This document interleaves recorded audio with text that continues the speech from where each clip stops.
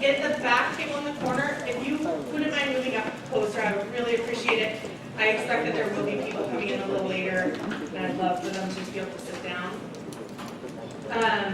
At some point tonight, if you have not already, there should be a sign-in sheet on your table. If you could please sign in, that would be great. We try to keep track of how many people attend our workshops so that we can make sure that we offer workshops that students actually want to go to. So if you sign in, it'll help me convince Susan to let us do this workshop next year. So that'll be good. For those of you who don't know me, I'm Sarah Brockmeyer, formerly Bonnell. I'm one of the International Student and Scholar Advisors over in the Global Engagement Office. And I'm joined tonight by ISS Director Susan Peters. There's a famous face for everyone. And our newest advising team member, Dustin, who's also a technology expert. Thank goodness.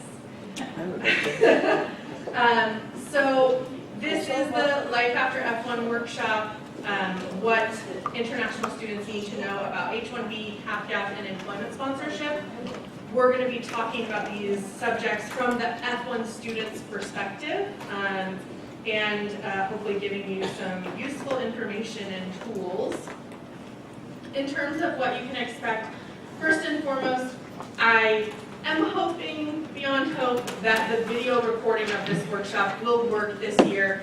I have tried to have this workshop recorded for the last 3 years, and the recording has glitched out, so I'm really hoping that this year it's going to stick. And so therefore the video and definitely these slides will be available for you to download from the Life After F1 website, scu.edu/lifeafterf1. So don't feel like you have to take pictures of the slides or memorize everything that I'm saying. So I like to get an idea of just who's in the audience so I can try to tailor some of the content to who's here. So first and foremost, who here is a current Santa Clara student right now enrolled in classes? Okay. And who therefore is a Santa Clara alum who graduated from Santa Clara already? Nice, welcome back, welcome back. And who here is either currently studying in or previously got their degree in the Graduate School of Engineering?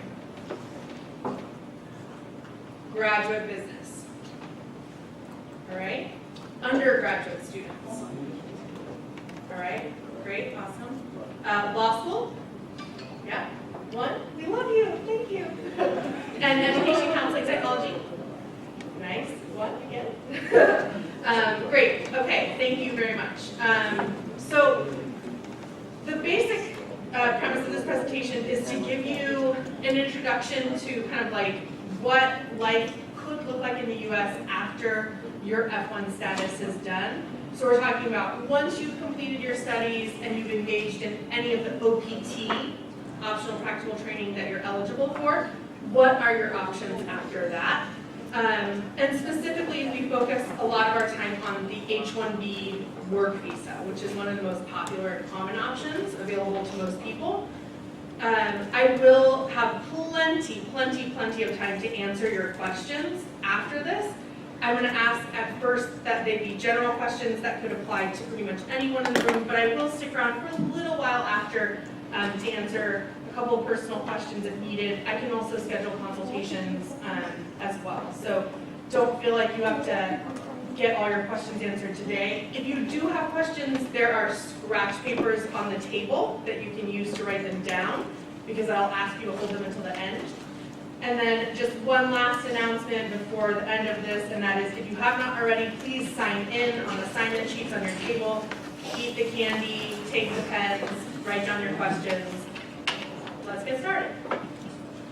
So, when we're talking about life after F1, what we're talking about is life after you are on an immigration status sponsored by Santa Clara University. So, while you're an F1 student, including those of you who are alumni who are engaged in OPT and STEM OPT, your immigration status, your ability to stay in the U.S., and for alumni, your work authorization comes from the university.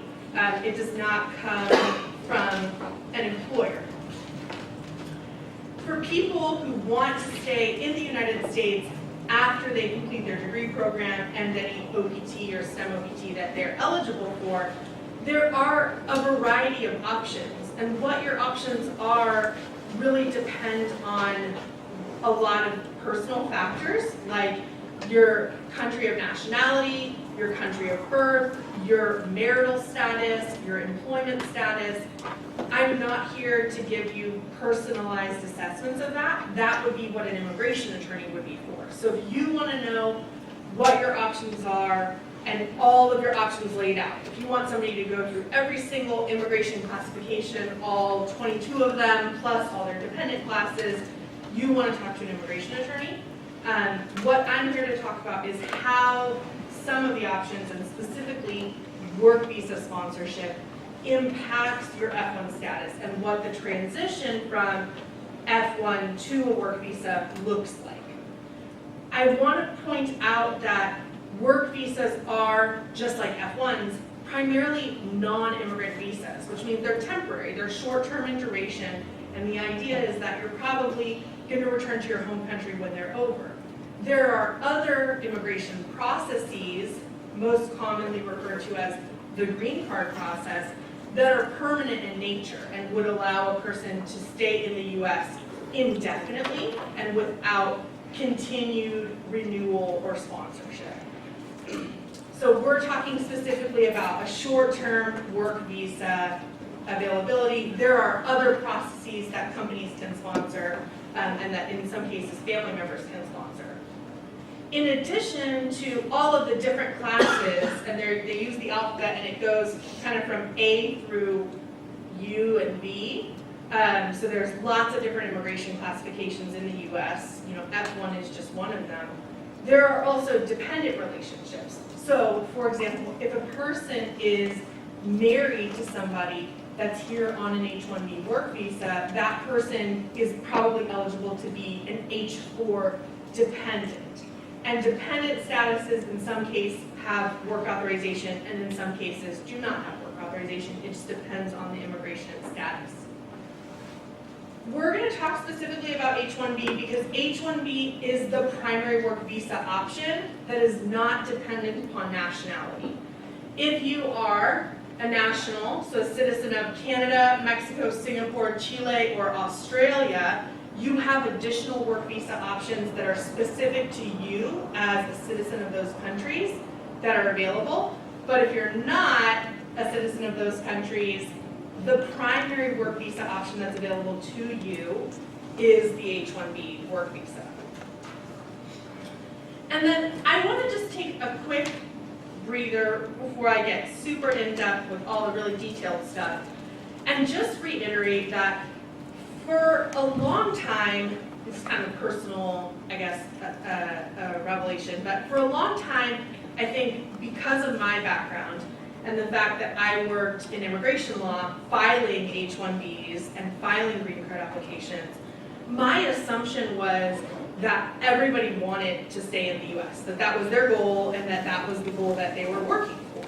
And I think that one of the things that's been coolest to me working at Santa Clara is seeing that every student has their own goals, personal and professional goals, and not everyone's goal is to stay in the U.S. indefinitely, right? So a lot of times when people talk about immigration in terms of students, the assumption is that the student will complete their degree, engage in OPT, engage in STEM OPT if they're eligible, get an H-1B, get a green card, stay in the U.S. forever, right?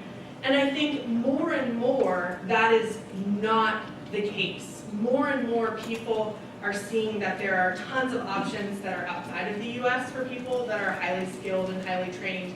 And so while this presentation is specifically to talk about options for staying in the U.S., either for a short period of time or potentially if you are on a short-term work visa and want to find a company that will sponsor a green card process, that is something that you can do. I also want to acknowledge the fact that there are plenty of people that maybe want to stay for a little while, OPT and STEM OPT, or even a little while longer, OPT, STEM OPT, and an H-1B, but that their ultimate goal is not necessarily to permanently reside in the US or even to be here for a long period of time. And that's totally cool too. One of my favorite students of all time decided not to do OPT and in fact returned to her home country and started a startup company that's doing phenomenally well. So there are tons of options available to people. And I think that there is a lot of pressure in the discourse about you have to get an H-1B, you have to get an H-1B, you have to get an H-1B, and if you don't get one, that's a problem. And I want to make it clear that that's not necessarily always the case. And if you have questions about that and what your options are if you don't have an H-1B filed for you, definitely I would suggest that you schedule a consultation and meet with one of our team at first, because we can definitely talk to you about those options too. All right, so what is an H-1B? Who here has heard of an H-1B before? Who's heard that phrase before? All right, good, good. So an H-1B is a work visa. It's one of the non-immigrant classifications. So just like we have F-1s and we have J-1s who are exchange visitors here for a short period of time, an H-1B is just one of the different types of immigration statuses, and it is specifically a non-immigrant work visa. H-1Bs are what's called adjudicated, which means that they're reviewed and approved by USCIS. So anybody who's on OPT or STEM OPT, you've had to interact with USCIS already, so you should know what that is. But they're the agency that manages immigration benefits on the ground in the US, right? So if you're here in the US and you want an immigration benefit, USCIS is the agency typically that will be the ones approving or denying those. An H-1B is employer-specific and employer-sponsored. And what this means is that unlike OPT, where you can apply for the OPT EAD card that will allow you to work, even if you don't have an employer, you cannot have an H-1B filed unless an employer is willing to file it on your behalf, right? So you don't file it in conjunction with the employer. In fact, the employer files it on your behalf.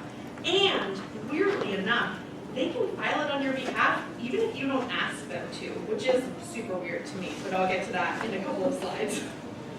So when we talk about H-1Bs, we aren't talking about applicants the way that we do with OPT. We're talking about the company is the petitioner, and in this case, y'all are the beneficiary. You are kind of the subject of the petition. H-1B's primary kind of important quality is that it is a specialty occupation.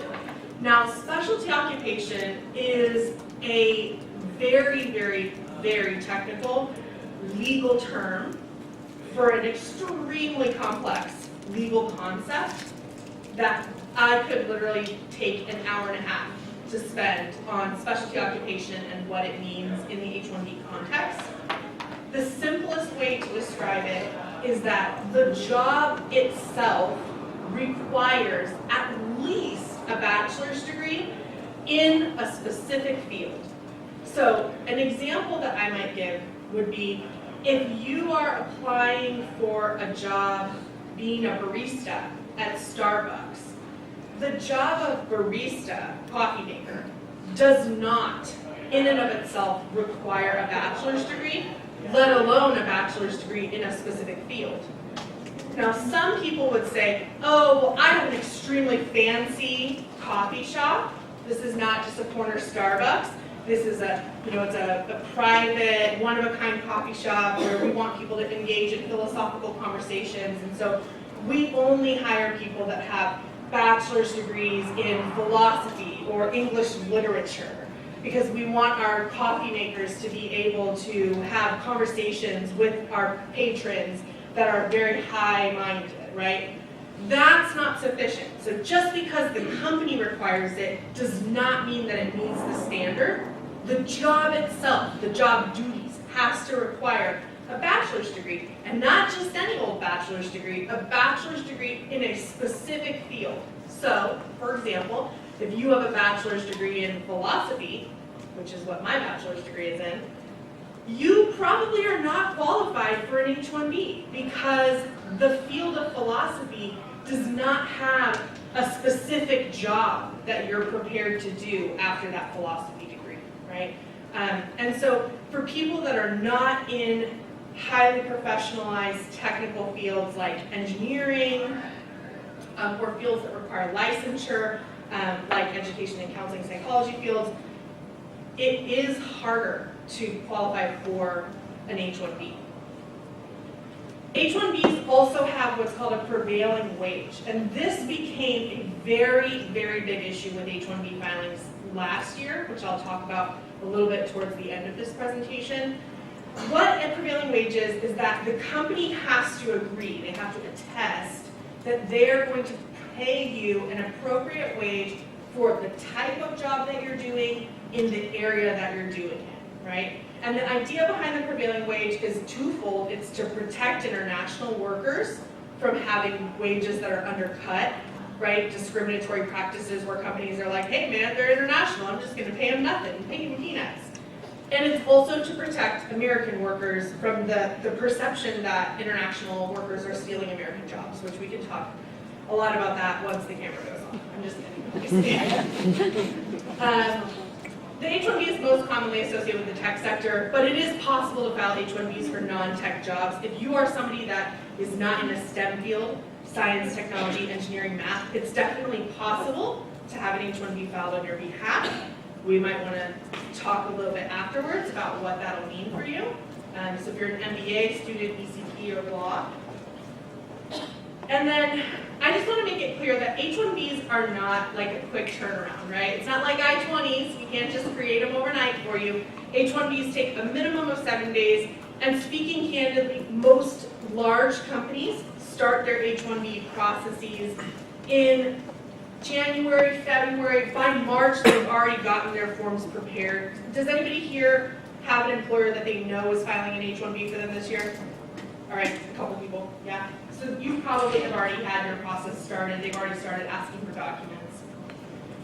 And then H-1Bs cost money, and not just government filing fees. They cost a lot of government filing fees, several $1,000s depending on the size of the company. They also cost attorney fees, and depending upon the field that you're in and the size of the company, the attorney may charge more or less depending upon their relationship with the company. Okay. So there's a lot of different words that we use when we're talking about H-1B. I'm not going to necessarily go through and define each one of these, but these are kind of commonly heard words that we talk about. So the H-1B is a work visa. We've talked about specialty occupation. I'm going to talk for a little while about the congressional limitation, which is also sometimes referred to, as the cap. A lot of people will hear people talk about the cap or the lottery, the H-1B lottery. These are all important phrases and oftentimes mean similar things. All right, so the reason that there's such a hubbub about H-1B, the reason why you hear about it all the time from friends and family and the news media is because of what's called an annual numerical limitation. And what that means is that Congress, the U.S. Governing body, one of the U.S. governing bodies, has put a limit on the number of new H-1Bs that there are allowed to be issued every single year, right? So if there was a free-for-all, and for a long time there was a free-for-all actually, for a long time there were not strict numerical limitations, then there wouldn't be an issue about H-1Bs, because if a company wanted to file one, they would just file one. They wouldn't have to worry about whether or not there was one left and available.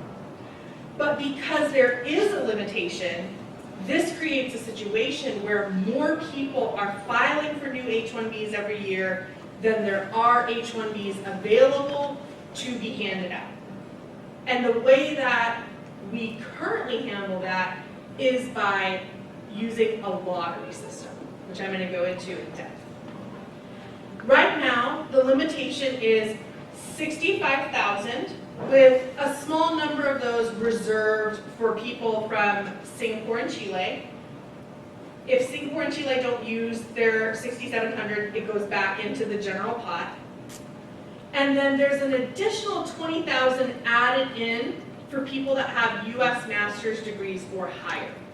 So if you completed a U.S. master's degree here at Santa Clara, you will have 2 shots at the lottery, which I'll explain. When we talk about annual, we're talking about the government's fiscal year. The government's fiscal year starts in October, on October 1st, and the immigration regulations say that H-1Bs can be filed 6 months in advance. And so what that means is that on October 1st, the new numbers start. So on April 1st, which is 6 months in advance of October 1st, there is a mad rush of people filing, trying to get H-1Bs for the upcoming fiscal year, right? So, in years where more H-1Bs are filed than there are H-1Bs available, there's a lottery situation. Actually, did not update the number on this slide, which is a bummer. But I have it updated on a slide, on 2 slides back. There were 199,000 H-1Bs filed last year. So this is the 2016 number. It should say 199,000. So a little bit less filed in 2017 than in 2016, actually. But it's quite hard to tell someone's statistical likelihood of being selected because of the mechanism of the lottery and the fact that we don't know of those roughly 200,000 cases, how many of those were people that had U.S. master's degrees versus people that did not have U.S. master's degrees. So I'll explain that point again when I get to how the lottery works. The highest utilizers of H-1Bs, so the largest filers of H-1Bs, are by far multinational consulting companies, specifically multinational consulting companies with ties to India. Wipro, Infosys, TCS are always the largest utilizers of H-1Bs. So these companies are filing thousands of H-1B petitions, right? Usually 2,000 to 5,000 per company, right? So they're by far the largest utilizers of H-1B. Behind them, you're going to get the bigger tech companies, right? The Apples, the Facebooks, the Googles. They're usually filing 800 to 1,000 in any given year. And then you get lots of companies that might file 10, 15, 5, 1, here or there, right? The most common types of H-1Bs, of course, are for computer-related occupations, and then other engineering disciplines. The financial field files quite a lot of H-1Bs, and the medical field files a lot of H-1Bs. So those are the most common utilizers. And then by country, the largest population of people being granted H-1Bs as beneficiaries are people from India and then people from China. Okay, so I did actually add the numbers in. This is just to show you that, you know, there are some years where USCIS does not do a lottery because on the first day that they accept H-1B applications, they don't get more than the 85,000, right?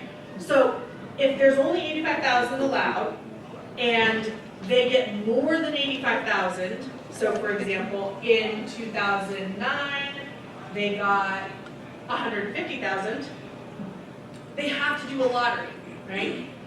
Whereas during the recession, they did not get 85,000 people applying on the first day. And so what that meant was people were able to apply for an H-1B after April 1st because there were still numbers available. There were still numbers available up to 200 days after April 1st in some case, right? In an ideal world, there would never be a lottery because there would always be work visas available. Nobody would have to scramble to get one. There wouldn't be this blind competition. It would just be, there's plenty of numbers available. But because of the fact that there is a lottery, There's a lot of kind of panic filing where people will just file regardless of whether they're ready to transition to H-1B, regardless of whether they want to. In some cases, they don't even know the company's filing on their behalf. Companies are just doing it. They're just doing it blindly because they're worried. If they don't get one this year, what's going to happen next year, right? So it is definitely, the filings are definitely impacted by the economy, right? When the economy downturned in 2009, we saw a decrease in the number of H-1Bs filed. But eventually, all 85,000 were used that year, right? So they have used up all 85,000 new H-1Bs every single year since 2004, when that number was put into place. And then we did see a decrease in the number last year. And then this is another one that just shows like how many days from April 1st it took for them to fill the lottery. So again, you see during the economic downturn, sometimes it was taking up to 200 days for them to have all of the H-1Bs given out. Whereas for the past few years, all the H-1Bs have been given out in the first round of filings. Okay, so how does this lottery work? First and foremost, cases are filed on the first day of filing, which is April 1st. It's really important to note that it's actually the first 5 business days in April. So this year, I think April 7th is the last day that they'll accept cases. Don't quote me on that. And that's because they know that there's no possibility that they're going to be able to physically accept 200,000 packages on one day. That's just not possible. And so they'll accept any packages that are delivered during that first week. And during that first week, it's kind of pandemonium at the service centers. They're really good about keeping things moving, but it is busy, busy, busy, because they are getting 200,000 applications, right? And they have to open up these big, huge packages, right? They're these huge packages. They have to open them up, make sure that they have all the forms, that the forms are signed, that the checks are properly filled out, that the checks are there, and then they have to put them into piles.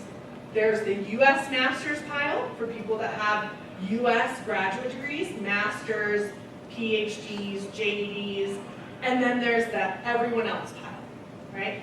So after the 5 days are over and they've started throwing all of the cases into the 2 piles, once all the cases are in their piles, that's when they do the lottery. It's a random, blind, like electronic lottery. Whether you filed in the past has no bearing on the lottery. Whether you had a case previously denied has no bearing on the lottery. It's a completely blind process. The Masters lottery is first. So they'll take the big pile of Masters cases and they'll pick out the first 20,000, and those people will have their cases moved on to receipting. Everyone else in that pile, and we don't know how big that pile is, but everyone else in that pile gets put into the general pool, and then they'll pull out another 65,000, and those cases will go on to receipting. Receipting happens first, so the cases that are selected get receipt notices that are mailed. The cases that are not selected eventually get returned to the attorney that filed those cases, and with the case, the filing fees also get returned. So the attorney fees you don't get back, but the filing fees the government will only take if the case is actually selected. And then they'll take the case to the actual processing center where it will be reviewed, or they call it adjudicated, for approval, denial, request for evidence, etc. Right? So it is definitely a long process, primarily because it's a government agency dealing with 20,000 cases that are like 5 pounds and thousands of pages each, right? These are big applications, and they're bulky, and it's just a big process. So it's actually, I will say, I can be a little hard on USCIS. Anybody who's advised with me knows that. But I will give them props. They do a really good job of getting out communication as fast as possible. I mentioned that many companies work with law firms that have already started the H-1B process for this year. Not to say that if it hasn't been started, it's not going to happen for you, but to say that large companies are already starting to prepare the petitions that will go to the government. So don't be surprised if your company brings this up to you if you're engaged in OPT or STEM OPT. And then this timeline is for the people that are really into visuals. And again, the slides are available for you to download. It's just basically a timeline of when you can expect things to happen. And then the last point that I'll make is that in years when USCIS allows for premium processing, which is your company or you pay an extra fee in order for your case to be looked at faster, typically those cases will get receipt notices faster than regular processing cases. With that being said, last year USCIS suspended premium processing for H-1Bs, and it wasn't possible to pay to have your case review expedited. And the expectation is that that will be the case this year as well, that USCIS will not be premium processing H-1B cap cases this year. All right. Okay, so talked a lot about the H-1B process. The case will be under review for quite some time. It's usually in a good year, June or July, before people start getting their approvals, right? So you file in April, you usually know by May whether your case was selected or not selected, typically by May. And then the approvals start coming June, July, August is normal. In past years, if a case wasn't approved in September, I was kind of like, all right, what's going on with this case? There's something a little wonky with it. I will say last year was a very hard year for H-1B. Last year there was a very large number of requests for additional evidence. So asking the company to provide additional information. And that definitely delayed the approval, denial, the adjudication process.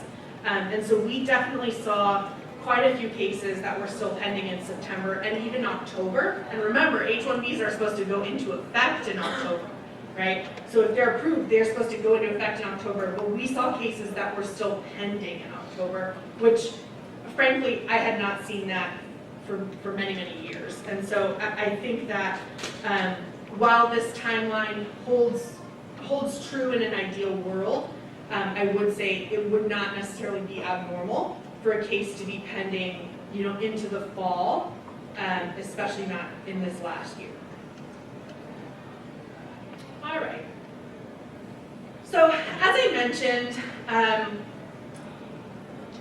think that there's this very social pressure in the international student community about H-1Bs, and is your company going to file an H-1B? Did you get in? Did you get in? Did you get in? Did you get in?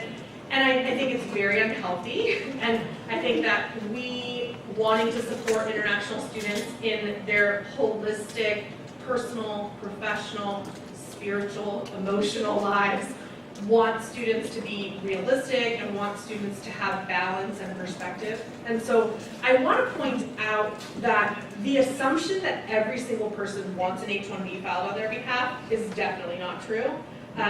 And the assumption that if you didn't get selected, it's some kind of a nail in a coffin of your dreams and hopes is also not true, right? So last year, the year before that, the last 5 years or so, more people filed for H-1Bs and did not get them than people who actually got the H-1Bs. So I want to be realistic here, right? This is by no means a guarantee. And so I think it's important that we take that into consideration when interacting with our friends and colleagues about this, right? I understand that it's high stress, high pressure, but I think the more that we in our office and you in your social groups and your communities can kind of maybe release that pressure valve and be realistic about like, hey, there's nothing you can do to increase your chances of being selected other than having a U.S. master's degree. So it doesn't have any, it says nothing about you personally, whether your company files one for you or not, or whether it's selected or not, right? Being realistic about that. Whether to file an H-1B or not, it is a personal decision, and it should be a personal decision. Like I said, some companies will do it regardless of whether you want it done or not. Not good companies, but some companies. And it's okay to say, I don't want an H-1B filed for me. I don't want to be here on a work visa. I'm okay doing OPT and STEM OPT, and that's what my goal is. I think that on the flip side of that coin, a lot of people think, I don't want to worry about it now, I'll think about it later, But in a situation where, you have a roughly 1/3 chance of being selected, can you wait to have an H-1B filed for you? And that's a personal choice, right? Some people, that's not their goal, and so they don't care if their employer wants to file an H-1B for them. It doesn't matter to them, because their goal is to return to their home country, or to move to Australia, or to start their own company and file for a startup green card, or whatever. It's okay if you don't want one filed for you, but if you do want to stay here for a longer duration, then H-1B might be one of the decision factors that you make when you're looking at OPT opportunities, employment opportunities, right? Okay. One of the concepts that are important to discuss about H-1B is the difference between change of status and consular processing. And this is definitely quite technical, so I'm going to try to go slow, even though I know I'm like a really fast talker. And this might be one where people have a lot of questions about it. If you've got questions, write them down. And I'll definitely circle back to this issue at the end of the presentation. Okay. So at the end of the day, H-1B might be right for you, it might not, right? If you're not with a stable company, if you don't see yourself with the company long term, if they're about to do a layoff, if you really don't like your boss, maybe you don't want an H-1B filed for you by that company. But assuming that you do want an H-1B filed for you, there are two ways that the company is able to file an H-1B.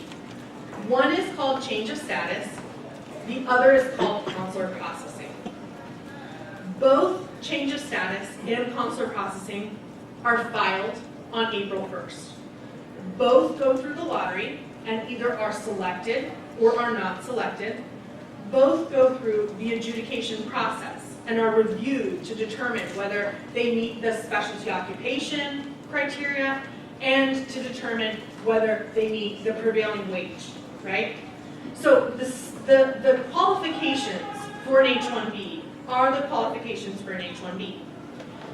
The difference between change of status and consular processing is that change of status is a petition that asks USCIS, that asks the government to change your immigration status while you are on the ground in the US. So the idea of a change of status is that it's filed on April 1st, it's selected in the lottery, it's eventually approved, fingers crossed, and then on October 1st, your status changes. You are not an F-1 student anymore, your F-1 record is closed, you are now an H-1B worker, and you better be working, right? You are now dependent upon that company. The company is responsible for your immigration status. If the company goes out of business, your immigration status is at risk, right? So change of status is, it's fast, well, it's fast for government purposes, and it happens, it's done. Once it's done, it's done. You are on an H-1B October 1st, right? Change of status is by far the most common way that H-1Bs are filed. It requires you to be in the US. There are some other things that are good and bad about it. The alternative way of filing an H-1B is to file it under consular processing. Again, the process is the same. They fill out the same forms. It's mailed on April 1st. It goes through the receiving process and the lottery process. But instead of changing your immigration status on October 1st, what happens when the case is approved is that a consular notification is submitted to a consulate abroad, and the consulate is notified that at some point in the future, a couple days, a couple months, a couple years, you're going to mosey on over, you're going to leave the country, go to the consulate, and get a new H-1B visa stamp in your passport. You're going to use that visa stamp to come back into the U.S. in H-1B status, and only then will you be in H-1B status, right? So change of status means that your status changes while you're on the ground in the U.S. Consular processing means that your status will only change once you leave, go to the consulate, and come back into the U.S., right? Here's a handy-dandy chart that explains the pros and cons of consular processing versus change of status. So change of status is the most commonly used one, right? It's what employers are most comfortable with. It's what employers know. It's what they like. It's what they're familiar with. Not every employer is okay with employees asking for consular processing. Some employers think that it means that you're not serious about the company. Not every employer thinks that, but some employers think that. A lot of employers are just like, I don't know, man, ask the immigration attorneys, they're in charge of everything. And some immigration attorneys don't like doing consular processing. So it really depends on the situation. The benefit of change of status is that you don't have to travel abroad. So if you're a person that has no ties to your home country, if you're a person that doesn't feel comfortable or safe returning to your home country or leaving the U.S., if you have a green card process going, any of those things might be a reason why you want to file a change of status, because you don't want to leave the U.S., right? So change of status is good because you don't have to leave. The other thing about change of status is that it allows for a benefit called cap gap, and I will talk about cap gap in a slide from now. Cap gap is a way to automatically extend OPT or STEM OPT from the time between April and October when the H-1B goes into effect. But you can only benefit from that if you had a change of status filed. So if your OPT or STEM OPT ends between April and October, and you have no other thing like STEM OPT to extend it, then you might want to file a change of status to be able to benefit from cap gap. The benefits of consular processing, and this is my favorite benefit, is that it preserves your F-1 status. It allows you to continue to engage in the remainder of your OPT and even the remainder of your STEM OPT while still having an H-1B filed on your behalf in the lottery. It doesn't take away your F-1 status. And there are benefits to being in F-1 status beyond, our brilliant advising team was the primary benefit, but there are immigration benefits, right? OPT and STEM OPT allow you to change employers with ease, with relative ease. You don't have to file an H-1B to be able to change an employer while you're engaged in OPT and STEM OPT. There are tax benefits for many students. So there are reasons why a student might want to file consular processing. The other reason is that international travel is possible, right? So while change of status makes it so that you don't have to travel internationally, in fact, it makes it so that you're not allowed to travel internationally while the case is going through its process. So if you have travel plans that you have to do between April and October, consular processing may be the appropriate way for you, because you might not be able to just be grounded in the U.S. for several months at a time, right? And this is the most common reason that attorneys will recommend consular processing would be if a student had travel that they could not avoid during the months between April and October. So I think that those are the primary benefits. Like I said, the slides are available for you to download online, and I'm happy, I will definitely circle back on this change of status and consular processing during the FAQs, because it's definitely one of the more technical components. All right, so cap gap. Cap gap is a provision that allows F-1 students to continue to work if their OPT or STEM OPT has expired and they're waiting for their H-1B to take effect. So, if you have an OPT EAD card that expires in July, for example, which many people that graduate in June have EAD cards that expire in July, and your H-1B doesn't go into effect until October, how do you get from July, when your card expires, to October, when your H-1B takes over, without being without work authorization? And CAP-GAP is one of those options. CAP-GAP is available to people that have an H-1B that was filed and selected on their behalf. It's a notation that's put into your immigration record. We can create an I-20 that proves that you're allowed to keep working. The downside of CAP-GAP is that it goes away on October 1st, because assumedly on October 1st your H-1B will have taken over at that point. And it goes away if anything happens to the H-1B. So for a long time, many companies had a policy of not filing STEM OPT, not supporting STEM OPT filings for students that had H-1Bs filed on their behalf. Because the idea was like, okay, so your OPT expires in July, but your H-1B was selected, it's going to be approved, it's going to go into effect in October. Why do you need a STEM extension? Just rely on CAP-GAP, right? Just rely on this interim benefit that allows you to work and stay in the US. I think that in the past year or so, as cases are still pending longer and longer after October 1st, as the rate of denial on H-1Bs increases, the stability of CAP-GAP has sharply decreased, right? So I think last year this time, we were talking about CAP-GAP, and I said basically, it's your personal choice. There are risks and benefits to CAP-GAP versus filing a STEM OPT extension if you're able. There are definitely people in this room who are not eligible for a STEM OPT extension because they're not in a STEM field, or because they're already at the end of their STEM OPT and their STEM OPT expires in July. And so they'll have to rely on CAP-GAP. But I would say in general, if you're trying to decide between filing a STEM extension, which is a continuation of your F-1 status and your work authorization by virtue of a new EAD card, versus relying on the interim CAP-GAP, which is dependent upon the H-1B being approved and going into effect on October 1st.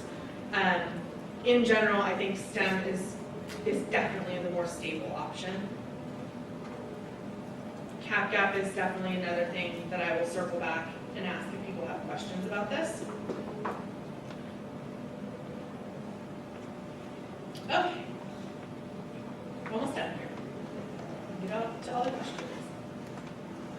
So, if an H-1B is filed on your behalf and you have plans to travel, you don't just talk to our office, because at this point in time, you've got a pending H-1B, which is the company petition. So not only do you need to let us know that you're planning to travel, because you might need a new travel signature, but you should also let the attorney that filed the H-1B on your behalf know that you're planning to travel, so that they can advise you about how your travel will impact the H-1B. And this is always a good idea if you have more than one immigration thing going on at one time. You should always just kind of keep everyone informed of what's going on so that you can be told what the risks are, if there are any. I won't advise you about risks to your H-1B, because my responsibility is to advise you about risks to your F-1 status, right? In H-1B filings, and just in general, if you're engaged in OPT or STEM OPT, you have rights about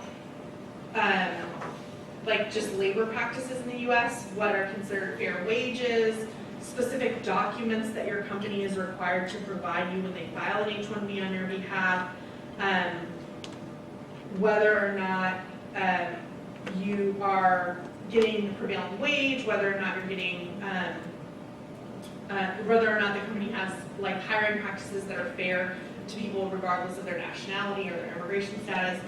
If you feel like something's off if you feel like a company is being kind of sketch and they're not being open with you about the H-1B process, if they're not willing to give you copies of documents like the approval notice or give you the receipt notice or the receipt number, that might be a little flag. I think our team can talk in general about what employers are supposed to be able to, or what employers are supposed to do, and can also talk about what's kind of normal in the field. And I would say in general, employers generally will provide people copies of the H-1B receipt notice. If not the receipt notice, then typically the receipt number. The company is required to provide you copies of the approval notice, if the case is approved, and copies of what's called a labor condition application, which is a part of the H-1B filing that outlines what the wages are, so that you know what they promised to pay you, so that you can make sure that they're paying you the appropriate amount. If you ever have questions about what's appropriate type employment behavior, we absolutely can advise on that. This is an important one, and that is that you are not allowed to pay for the entire H-1B. There are parts of the H-1B that you can pay for, and it is common for employers to ask their employees to pay for dependent filings. So if you're married and you would like to include your spouse in the filing or your children in the filing, it's common for companies to ask for people to help pay for that, especially smaller companies. But a company should not be asking you to pay for the H-1B in its total. And if they are doing that, that is fraud. And if the government finds out about it, the H-1B will be revoked. And the company will be fined, but more importantly, the H-1B will be revoked. So if a company is saying, oh, just pay me $5,000 and we'll file an H-1B for you, no problem, that's not a company that you want to get in bed with, for sure, especially not in this immigration climate. Companies should never take your immigration documents from you. They certainly will ask for copies of your documents to be able to file the petition on your behalf. But you should be in possession of your passport, of your approval notices at all times. No company should ever take those documents from you. This practice is not as common as it once was. It was very common in the 90s and extremely abusive, very inappropriate. It's really important to note that immigration attorneys represent the company, not you. They do not represent your interests, unless they are your immigration attorney that you hired. But if the company is working with an immigration attorney and the immigration attorney for the company is filing a petition, the H-1B, if you tell them something that's conflicted, like if you say, no, I'm going to let the company file my H-1B, but to be honest with you, I'm looking at finding another job with Google, so I'm not really going to stay here very long, that's a conflict of interest. And the immigration attorney has the right, and in some cases the obligation, to notify the company about that. So it's important that you be clear that they're not there to represent you, they're there to represent the company. If you have questions and you want to ask about your options, your status, the likelihood of approval, you should consult with your own immigration attorney, and we can provide referrals if you would like a list of attorneys. Once your H-1B is approved, it's a sad, sad day for our team. Your F-1 record generally will be closed if your H-1B was filed as a change of status. October 1st is a sad day. We usually lose about 200 F-1 students. It's real sad. Jenny has to close everyone's records. The files get pulled and put into the archive. We're excited and happy for students moving on to their next opportunity, but it does mean that we're no longer here to help you maintain your immigration status. No, I'm not a jerk. If you email us, I'm going to say, how's it going? Good to hear from you. You should talk to the attorney that filed the H-1B because I don't know what you need to do to maintain your status. Because at that point, you're on an F-1. You're no longer on an F-1. You're on an H-1. So when you're an F-1 student enrolled in classes, and I know there are some here that are enrolled in classes, your job, in essence, how you maintain your status is enroll in a full course load and attend your classes. When you're an alum, when you graduated and you're engaged in OPT or STEM OPT, your job, how you maintain your status, is by engaging in OPT, properly reporting any changes to your employment to our office. Once once you're on an H-1B, your job is to work. You know, it's a little boring, but you know, everybody has to go in the real world at some point, right? So your job is to work for the company that filed the H-1B on your behalf in the job that they filed it for, getting paid the amount that they filed it for, in the location that they filed it for. So if anything changes, the company will have to file a new H-1B. If you want to change employers, the new company has to file an H-1B. It doesn't have to go through the lottery, but they do have to file an application with the government. So the way that you maintain your status when you're on an H-1B, it's pretty different than how you maintain your status when you're on OPT. And our team is no longer responsible for your status or for assisting you. We'll be nice. You're always a Bronco. You're always welcome at our events. We love seeing alumni that are not on F-1 anymore. But we won't be sending you reminder emails, basically. Everyone in here is like, oh man, I hope I get my H-1B so I can stop emailing. All right.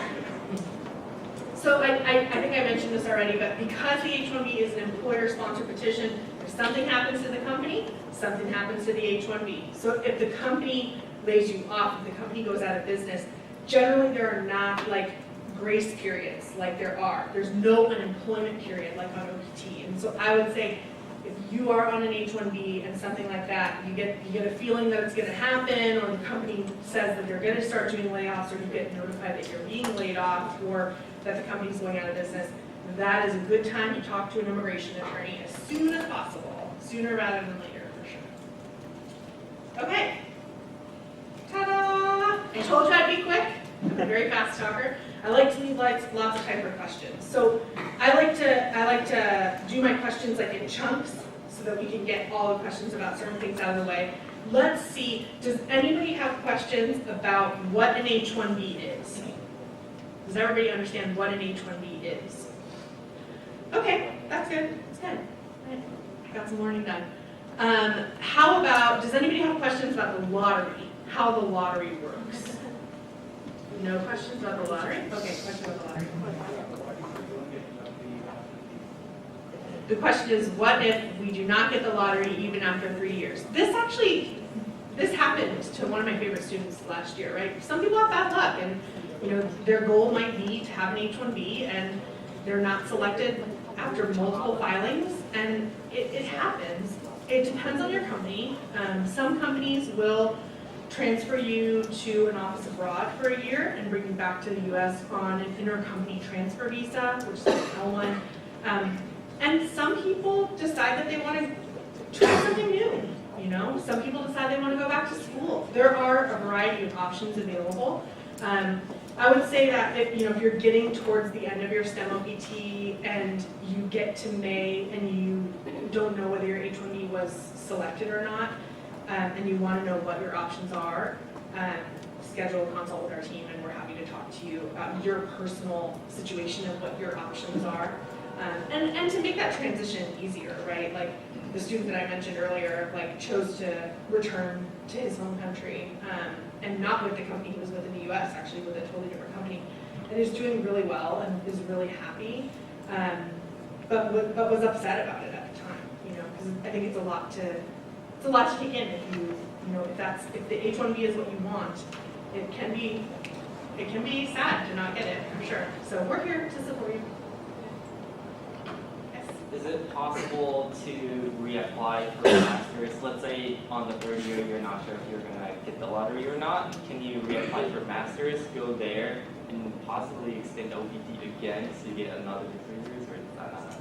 Yes, one of my darling undergraduate students. So if you have a bachelor's degree in the U.S., you go and do OPT after your bachelor's degree, you go and do STEM OPT after your bachelor's degree, and your company has filed an H-1B for you multiple times, it's not selected, one of the options available to you is to re-enroll in a master's program.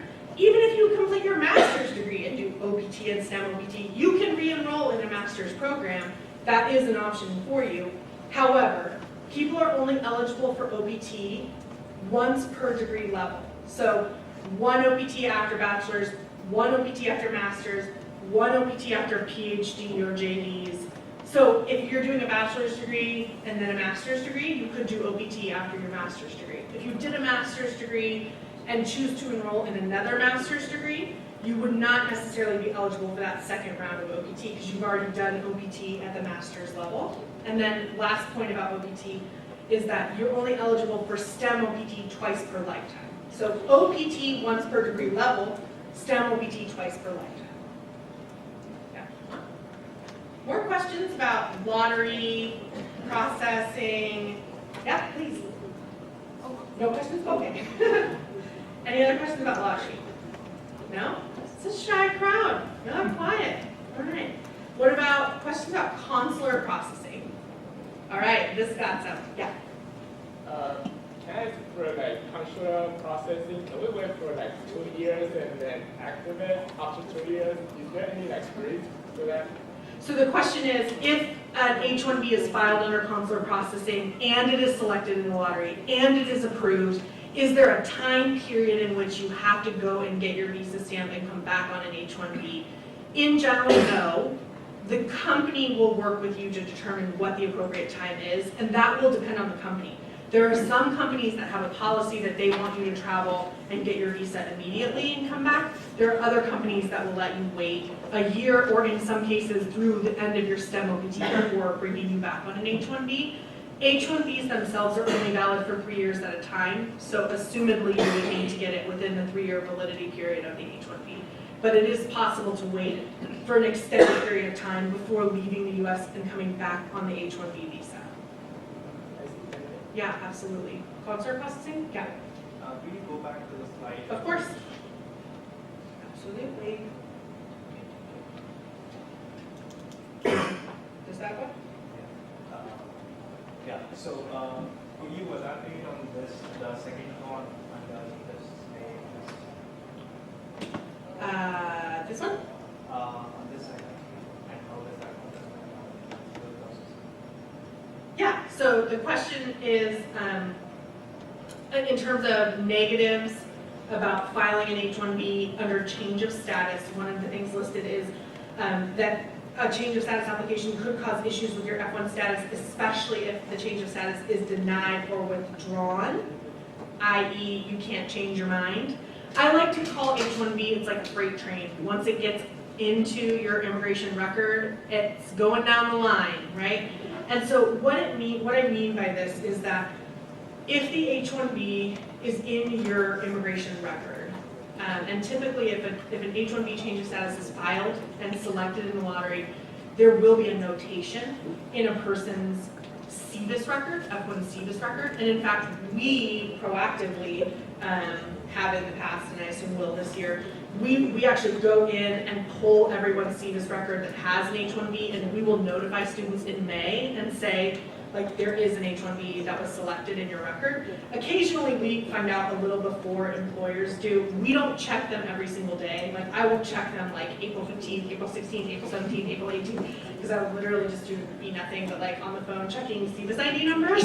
But we will check them. Usually we check them about May 15th, right after they stop proceeding, to let you know, like, there is an H-1B in your record, so that if something happens with the H-1B, like it gets denied or withdrawn, you know that your H-1B record is going to be impacted. So for example, if an H-1B is filed on your behalf, selected in the lottery, and approved, on October 1st, your F-1 record will go away. Your F-1 record will automatically complete. We won't be able to reactivate the record. Well, what happens if on September 20th, you decide you don't want to join that company on an H-1B anymore because Google has just offered you $1 million a year to come be a famous, like architect in their engineering department or something like that, right? If we don't proactively go in and work really hard and spend a lot of time and energy getting that H-1B out of your CVIS record, your CVIS record will still close, and the government's expectation will be that you're joining whatever company it is that filed the H-1B on your behalf, right? This is all for change of status. If the H-1B is filed under consular processing, it doesn't touch your F-1 record at all. And so there's no impact to your F-1 record, period. Your F-1 record retains its own validity because it doesn't change your immigration status. So every single year, and Susan can attest to this, every single year, we have a student that has an H-1B filed on their behalf, and they're super gung-ho about it, and then come September, something has changed, and they're like, no, I don't want to be on H-1B, I was just kidding. And it takes a lot of our time to try to get the H-1B out of the immigration record, out of the CVIS immigration record. So it's definitely, change of status is like, okay, so this is my like famous analogy. I used to joke that at the beginning of the H-1B, like Life After F-1 workshop, I should be playing Beyonce's Single Ladies, like, if you like it, then you should put a ring on it. Because H-1Bs are like getting engaged. Having an H-1B change of status filed on your behalf is like getting engaged, right? It is super serious. If you're on OPT or STEM OPT, it's like dating, right? It's like American dating. You're trying things out. You're like, all right, this is a match, I'm not sure. I'm going to switch over to a different company. But if an H-1B change of status is filed on your behalf, you are making a commitment, and the company is making a commitment that come October, y'all are walking down the aisle, you're going to be tied together. And H-1Bs are like marriage in the sense that you can change employers once you're on an H-1B, but it's expensive and you have to get lawyers involved, right? It's like getting divorced. You have to like extract yourself from it. It's a really good analogy. I really like it. So it's just, change of status is very serious. You know, one of the things I mentioned about consular processing is that some companies think that if a student asks for consular processing, it means that the student isn't serious about the company. That's because consular processing is like a prenup. It's like, you know, you're saying like, I am committed to you, but like not right now, like kind of like maybe in the future, probably, but I want to like sow my wild oats on OPT first for a couple more years. Yeah. So, okay, enough with my long marriage analogy. More questions about consular processing? Yeah. So, for example, if I change my status and get H-1B approved and goes in fact, when can I like travel abroad? The question is, if a company files an H-1B change of status application on your behalf, it's selected in the lottery, it is eventually approved, and it goes into effect on October 1st, when can you travel abroad? The real answer to that question is, you have to ask the attorney to file the H-1B on your behalf. Because you're in H-1B status, not in F-1 status, this kind of less obnoxious way of answering that question is that the next time you travel abroad, after the H-1B change of status goes into effect, you will have to get an H-1B visa stamp. So it won't be a quick trip to Mexico, it'll be a long trip to probably your home country to get an H-1B put into your passport. And so that would need to be arranged with your employer. And the company that filed the H-1B would have to support the H-1B visa application at the consulate abroad. But typically you can travel really at any time, you just have to be prepared to be in visa stamping for a while. Yeah, of course. Yeah. I have a question about H-1B visa. Can we file like part-time H-1B visa? Is it possible? Is it possible to file an H-1B for part-time employment? The answer is yes. Get a good attorney. It is possible. Yeah. More questions about consular processing change of status? Yes.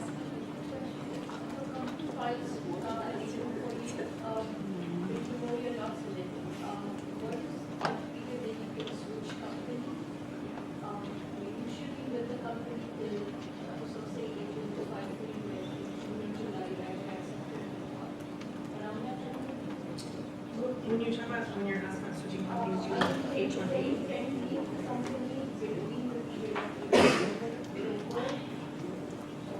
In this case, right, is the H-1B filed? It's qualified, but you don't, so you should wait till what time? So the question is about switching H-1B employers during the sort of cap process, April through October. I would say first and foremost, an H-1B is a future petition, right? So you can have a company that you're not even employed by file an H-1B on your behalf. What the H-1B is saying is that the expectation is that you will be joining the company in H-1B status in October. If that changes and you're no longer planning to join the company in H-1B status in October and the case is pending, you would want to have the case withdrawn. In general, I would say that if you're talking about having an H-1B that was selected and is currently pending, transfer from one company to another, that would be a question for an immigration attorney, definitely. So if you get in a situation where like you had an H-1B filed on your behalf, you're not sure if you're gonna stay with that company or not, you wanna know what your options are, we would refer you to an immigration attorney. Because I can talk about what will happen to your F-1 record, but I have no idea how to protect the H-1B, for example. Yeah, of course. More H-1B questions. Yeah? Can the employer file for H-1B before a student graduates, or it can be done only after the student graduates? Can you repeat the last part? Can the employer file H-1B for only once after the student graduates, or it can be done even before that? The employer can file, so the question is, can an employer file an H-1B only once the student has completed their degree, or can the company file before the student has completed their degree? And the answer is, it depends on what degree you're completing. The H-1B requires a bachelor's degree in a specific field. So if you're an undergraduate student about to complete your bachelor's degree, if you don't have your bachelor's degree done by April 1st, you're not eligible to have an H-1B filed on your behalf. But if you have a bachelor's degree already, or you have a master's degree already, you may be eligible to have an H-1B filed on your behalf before you complete your degree, and then you're certainly eligible after you complete your degree. In order to be eligible, you have to have completed the degree itself by April 1st. Is there anybody in here that's completing their degree in the winter term, that like just is graduating this term? Okay, for people that are completing their degree in the winter term, are you all master's students? Masters, are you masters in the back? Yeah. So you will be eligible for the US master's quota in April, even though you won't have your diploma yet, because you will have completed your degree requirements by April 1st. If you're graduating in winter term and you have questions about that, just come see me afterwards, we can talk about it. More H-1B related questions. Yeah? A question about the change of status. Do we need to, after October 1st, do we need to get the H-1 stamp on our passport? The question is, if an H-1B change of status is filed, selected, and approved, do you need to go get an H-1B visa stamp in your passport like immediately after October 1st? And the answer is no. The change of status allows you to stay in the US in H-1B status. You don't have to leave the country. You don't have to go for visa stamping ever if you don't want to. You could just stay here on your H-1B. However, you do need to be aware that the next time you leave after October 1st, you will have to get a visa stamp in your passport in order to come back, because you won't be able to use the F-1 visa anymore. You'll need the H-1. And so some people choose to travel in October to get the H-1B visa stamp so that if they have emergency travel later, they won't get stuck outside waiting for their visas to be approved. So some companies make it a practice of kind of pushing people to get those visa stamps in their passports early so that they can travel quickly without having to sit there and wait abroad in an unplanned way. Does that make sense? Okay. More questions about H-1B? No? Okay. What I'm going to do is this. Number one reminder, if you have not already, please sign in on the sign-in sheets that are on your table. This is how we keep track of how many people attend our workshop and how we decide which workshops to hold next year. So please sign in. If you still have candy on your table, feel free to take it with you. If you want a Santa Clara pen, feel free to take that with you as well. I'll be here for a couple more minutes. I can answer some personal questions. If not, thank you very much for coming. I really appreciate your time.